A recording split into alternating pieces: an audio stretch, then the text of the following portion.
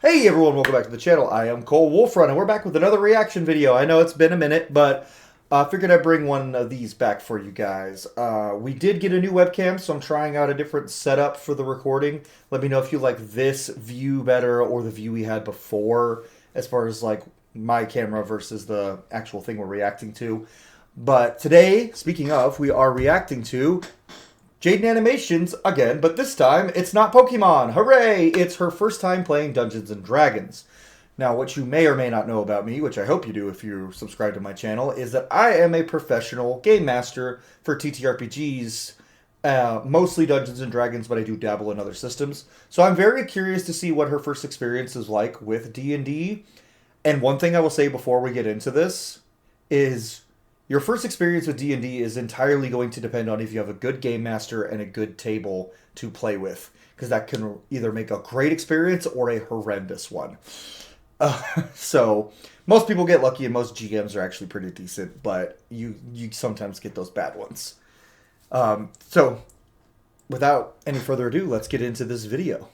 Dungeons and Dragons is like a board game without the board, and you play using your imagination. Not really. If you think of something, it can just happen in game. D&D That's true. is very popular. Almost everyone I've ever met absolutely loves it, and I have never played it before, even though I always Jaiden. like it. People would tell me stories. I hear that a lot from so many people. It's like, yeah, like so many people I know love D&D, but I've never played, even though I've always wanted to. And I'm like, if you know so many people who love D&D, go play at their table. Stories of their games, like, so this one time me and my party were entering a cave and there was a big ogre guarding some treasure, but I used my charisma stat to seduce him and we ended up eloping together. Dude, if you don't think that sounds crazy fun, then I don't think we would get along. Probably unsubscribe. We all hate the horny bard trope, right? The horny bard trope is, it can be done well, but 99% of the time if someone is playing a horny bard trope, they are the worst. But if you do think that sounds fun, then hey. Sorry, I've never done that before. It felt weird. I decided to reach out to Charlie, aka Slimesicle, aka Charlie Slimesicle, because he's super into D&D, and we ended up forming a little group of me, Alpharad, Ronbu as the players, and Charlie as the dungeon master. Okay, that's probably good for your first time playing a small group of 3 people as players, a GM who kind of knows what they're doing. That's a good start. I would love to GM for Alpharad and Jaiden. Don't know who the other guy is. I feel you gotta have a special skill set to rein in someone like Alpharad, and I feel like I would do that very well. Which is like the game organizer slash manager slash god. We all created our characters, and into the world we were teleported. Going back to school doesn't mean starting from Get scratch. out of here. I hate you. I know people have asked, why don't you just get ad blocker, Cole? Because then they don't get paid for my video, for my view, and I want them to get paid for my view. Like, I still want the people I'm reacting to get paid for their view, for my view, so. Apart over a vast, lush forest. In it, a giant ancient oak tree can be found looming over all the other trees. The inside has been hollowed out, and a sign hangs on the side. Okay, that's Oak Inn. that's Inside, cute. Many creatures of various origins are relaxing, drinking, Wind Waker music. socializing. Grog? What stands out. A cat. Oh, it's just Fox Various Bacana. Instruments sits at a table, leaning over their cup of milk and scanning Jaiden, are you playing a Tabaxi as your first character? Oh, why am I surprised? I shouldn't be surprised at all. the room. They spot a dragonborn drinking at the bar. Oh no, that's Jaiden. Okay, that makes sense too. See, I can't get mad about the Dragonborn because I play Dragonborn a lot. Seemingly pondering life. On the other end of the bar, a man in a suit approaches the dragon and starts what? a casual conversation. Do you know Mark?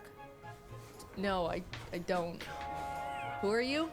I'm Paul. I'm an assistant manager at Ye Old Mart of Wall. 43 years old. My wife passed away during childbirth. My parents died. And my only child, Paul Jr., ran away at age 6. I'm living a deadbeat life, not even able to go up in the corporate ladder because my manager, Mark, prevents me from doing so. What the So fuck? here I am, drinking away my woes. I'm Zoot. Hi, excuse me. Are you two new around here? Born and raised. I wish I was. Okay, so I've been stuck in a time loop for what I believe to be the past 3 years. I've relived the same day over and over. I suspect my neighbor Thomas somehow trapped me here, but I don't know how to escape. There's 2 methods to naming NPCs as a GM or as a player. It is make words with your mouth until it, or 3 methods. Make words with your mouth until it forms a cool name, the Cole method. Go to fantasynamegenerator.com or use real ass normal people names. I can prove it. Look, over there. In about 5 seconds, there's a 70% chance a waiter is gonna trip and drop their glasses onto the ground.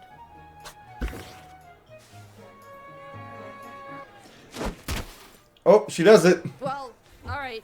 It's a bit impressive, but, like, it's gonna take a bit more convincing because that wasn't all that. Suddenly, a sheep crashes through the tavern windows and starts rampaging around the inn. It's going straight up crazy, knocking over tables, knocking over people. Paul mentions it's got something in its mouth. This is a chaos goblin GM. Got it. So this will either be one of the best sessions ever or one of the worst. Let's find out. The sheep immediately stops and runs straight up to him. As Paul takes what seems to be a scroll out. I have a comment. Why am I not fucking surprised that Jacob Alpharad wanted to play human man in a suit in the fantasy world? Me as a GM, like, if it's a one-shot, that'd be fine. Like, I'd be like, okay, whatever, it's a one-shot, do whatever. But if this is a full-on campaign and it's, like, in super high fantasy world, he's like, I want to play a human man in a suit. I'm like, you can play a human man in a studded doublet. If your DM has restrictions, it's not necessarily a bad thing. Unless that GM has restrictions for dumb reasons. Of the sheep's mouth. Zoot whips out their mace in an attempt to pepper spray the sheep, but slips on a puddle of rum and accidentally sprays Paul. Why does she have Yeah, this is definitely a Chaos Gremlin DM. This is a yes and guy. Like, you need to be a little yes and in general as a game master. But this guy's just like, I don't know, whatever, I guess. And sometimes that makes great games. Who just is disappointed at this point. The 3 open the scroll, and Zoot, recognizing it's a speak with animals spell, translates it, casting a huge shockwave and blasting everything in its radius. I guess you failed that translation. Can you understand me now? Why the did you try to spray me with mace? Zoot and the sheep start bickering as Paul and Tholomew just stare at them. Yeah, that's how you do speak with animals, right? I do that shit too. It's like, okay, let's cast speak with animals. Why did you guys try to stab me? Just forget it, forget it. I'm no ordinary sheep. I used to be human and was cursed into a sheep's body. My name is Luop, and I need your help becoming human again. Please. Alright, Lop. Well, it's Luop. Come on, guys, let's go. And for some reason, they all went along with it, not understanding what the hell is going on. Maybe. I love... Oh, God, Jacob's just playing Larry from Pokemon Scarlet and Violet. They both thought they could find their arch enemies, Mark and Tom. Okay. Asking for... I know I say every time, but I want her to get the money for my future. Take the money, Jaiden Animations. You put in a lot of work and effort, and you deserve the money. Here you go. But also, this session so far, like, from the way Jaiden's describing it, seems like it's going to be a fun one, and it's going to be fine, and it's just going to be chaos incarnate, which can be fun. That's why some people play D&D, is because they want the chaos, but other people want... Anyway, the group is through the woods. Story. Tholomew is very on edge, feeling like something isn't... You can have both. The tree line is you can. in unnatural ways. Oak trees are turning into birch. The bushes are rustling. Zoot spots various random animals along the path and picks up a turtle, which they... Okay, what classes are you all playing? Jaiden, you didn't tell us what class your Dragonborn is. They add to their inventory. Paul tries to pocket a turtle of his own, but it turns out to be a rock, and is then mauled by a cougar. He ends up unharmed, though his adventure suit he changed into is now ruined. Zoot feels bad about Paul not getting a turtle, so they offer to let Paul name theirs, to which he chooses Paul Jr. They eventually reach a clearing with a large stone outcrop covered in engraved shifting runes. Carved into the stone is a large bronze door with a face on it. Hello. You should try to impress it. Oh, okay. You're a bard, a tabaxi bard. Riddles 3, and then you can go in. Yeah, okay. This is pretty standard door with riddles. Nothing wrong with that. It's a classic for a reason. I'm a riddle door. The alphabet goes from A to Z, but I go from Z to A. What am I? Pokemon?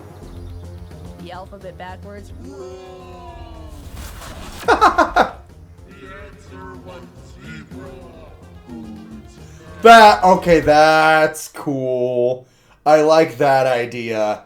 That if you get it wrong, you get punished by getting turned into whatever the answer was. That's pretty cool. All right, you get points for that. Whoever you are, GM.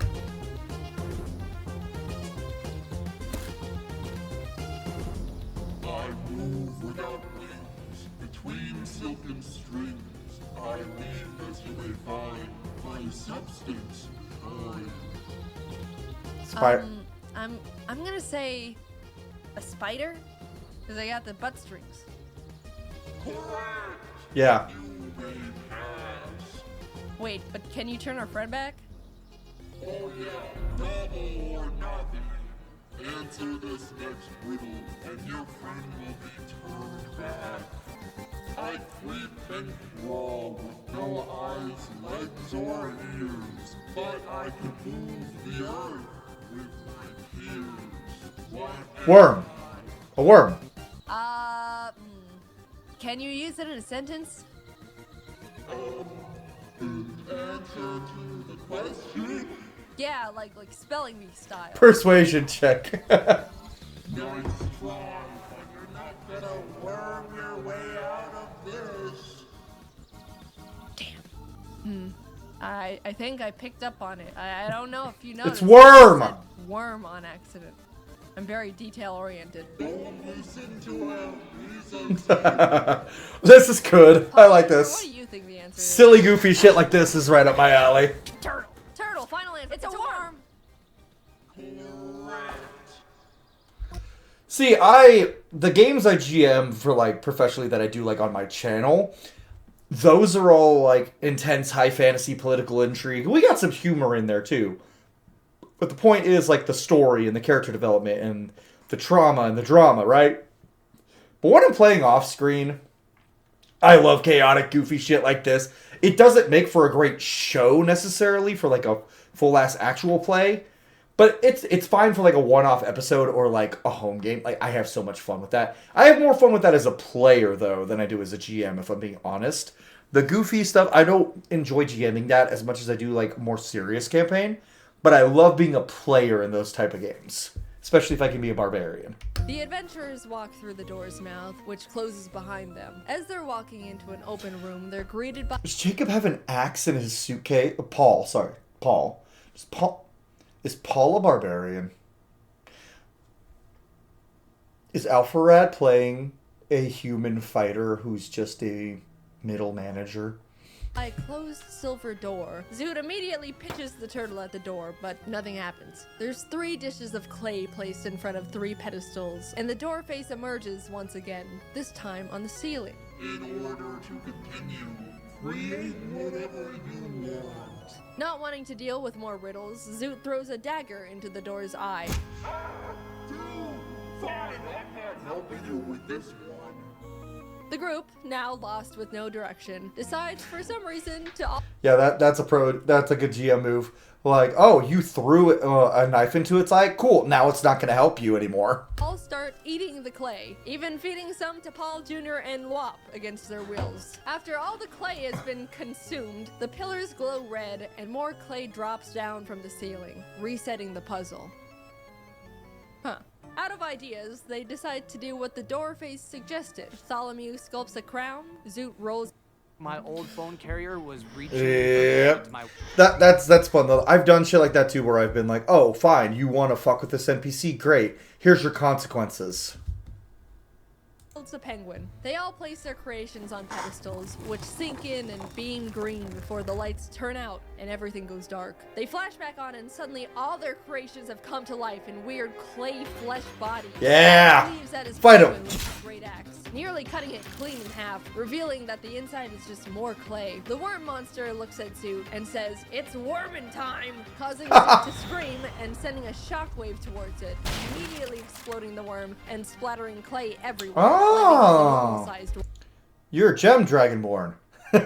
That's a nice way to reveal that. You're a gem dragonborn. Now. The worm lunges and wraps itself around Zoot's throat, trying to choke them out. Tholomew rips the arms off the crown monster and dodges its follow-up attack. The penguin reforms itself, sprints full speed at Paul, but slips and splats into a pile of clay on the ground, to which Paul finishes off with his axe. Meanwhile, Tholomew attempts to rip the legs off the crown, only for the crown legs to turn into arms, grabbing Tholomew and climbing onto their head, causing them to lose their mind, viewing the other party members as enemies. Paul shifts Crown of Madness!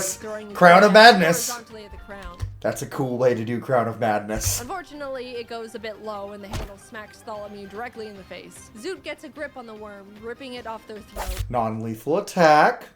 Fun way to do that. And breathes acid onto it until it's reduced to ash. Okay, wait. Oh, acid.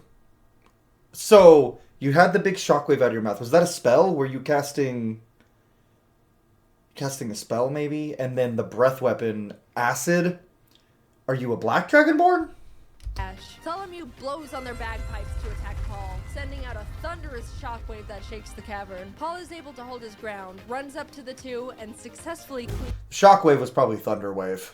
cleaves the crown off Tholomew's head. All the clay monsters have been defeated. The silver door opens, and everyone cheers together in celebration. The adventurers enter the new room to be greeted by wooden structures, spiral staircases, platforms, and a golden door at the very back wall. It looks like a camp is set up inside the area, and I'm enjoying this. This is fun. Platforms. Tholomew scans the area looking for traces of their neighbor, Thompson. Not only do they discover a pack of goblins that have inhabited the area, but he also recognizes a familiar boot print in the clay. It's the same type Thompson wears. He's been here. Paul climbs up to the goblin platform and sparks conversation. The goblins are confused and a bit wary of the intruders, but introduce themselves nonetheless. I'm Gob. That's Glob. That's Gobble. Gobble Gob. Where's Boblin? The peeler. And who's that? Where's Boblin? That's Bloyle. So your names are Gob, Glob, Gobble, Gobble Gob, Peeler, and Bloyle?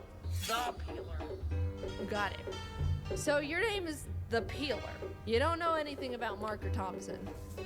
I only know about one thing. And that's peeling. Yeah.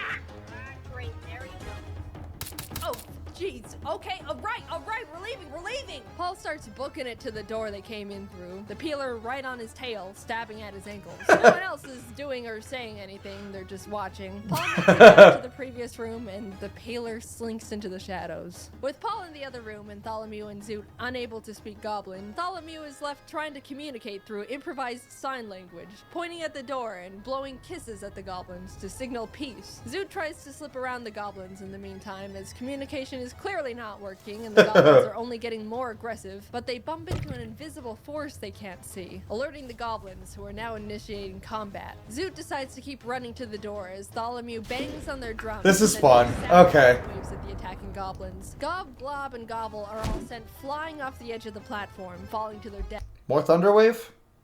Maybe. There's a few different spells it could be. Depends what level they are. Like, we've never told what level. I'm gonna guess they're low level because they're fighting goblins, so they're probably not very strong yet.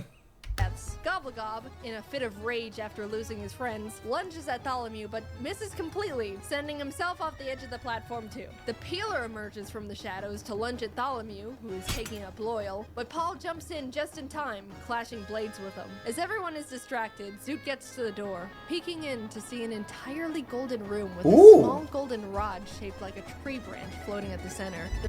Yeah, that's totally not important at all. The branch shifts between valuable materials, at one moment being made of gold, then emerald and ruby. Gobblegob, the goblin that accidentally dove off the side of the platform, sprints back up the stairs and attempts to tackle Tholomew off the platform, but accidentally leaps over and comments once again. So the GM is either rolling a lot of nat ones or he's fudging his rolls to make it funnier. One of the two. Either way, good on ya.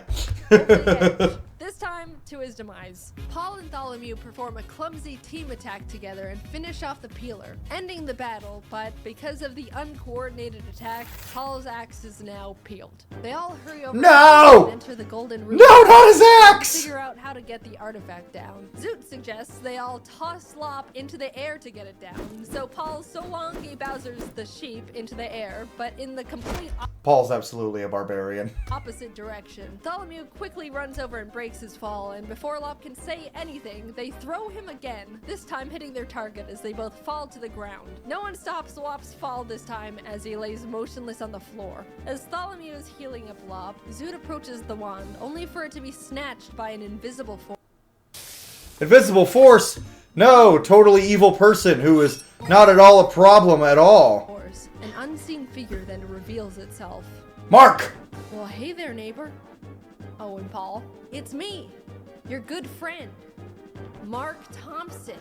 He's both of them! You ruined my life, spreading false rumors about me. You said I cursed you, and now no one wants to talk to me. My wife and kids left me, everyone avoids me, so I spent years becoming a dark wizard, and I'm gonna have my revenge. What about me? And you, Paul.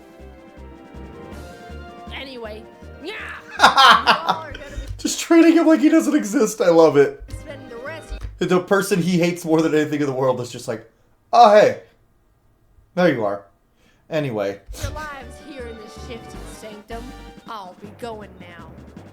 Tholomew quickly casts Locate Object on the wand Mark is now holding and throws ink in the general direction, hoping to reveal where Mark is, but unfortunately it doesn't land.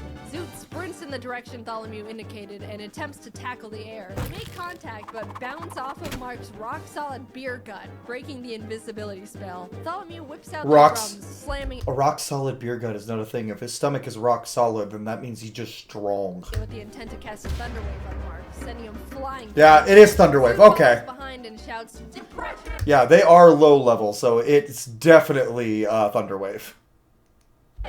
Casting a command spell. Command depression. Oh god, as a GM, how would I do that? There's so many oh my god, I went dark. I'm not saying that out loud. Anyway.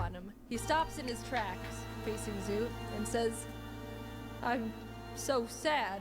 Having never dealt with depression before, he pulls out a picture of his ex-wife and kids and just stares at it longingly. Paul and Tholomew see their chance to attack him and once again try to use an ultimate team attack. They grip Paul's peeled axe together and throw it in tandem at Mark. But once again, they mess up and Tholomew is accidentally sent flying with the axe as it pierces Mark's chest. Mark is unfazed, still wallowing in his depression, but Zoot sees this as an opportunity, casting Disguise Self and visually turning themselves into Mark's ex-wife. Ella, is that you? It is! Mark. Mark drops the photo and wand, sobbing, and slowly walks towards Zoot, who has... This is fun. The GM has definitely given them some leeway because Jaiden's new. But he's probably had Mark, okay, let's see if roll insight to see if he believes you. He believes you! Ignores the nat 20 he got. Their arms out, ready for his embrace. He grabs... Sometimes when you get towards the end of a one-shot and you're just like, alright, I want this to be over. Okay. Oh yeah, the villain fails! Pulls him close, tears streaming down his face.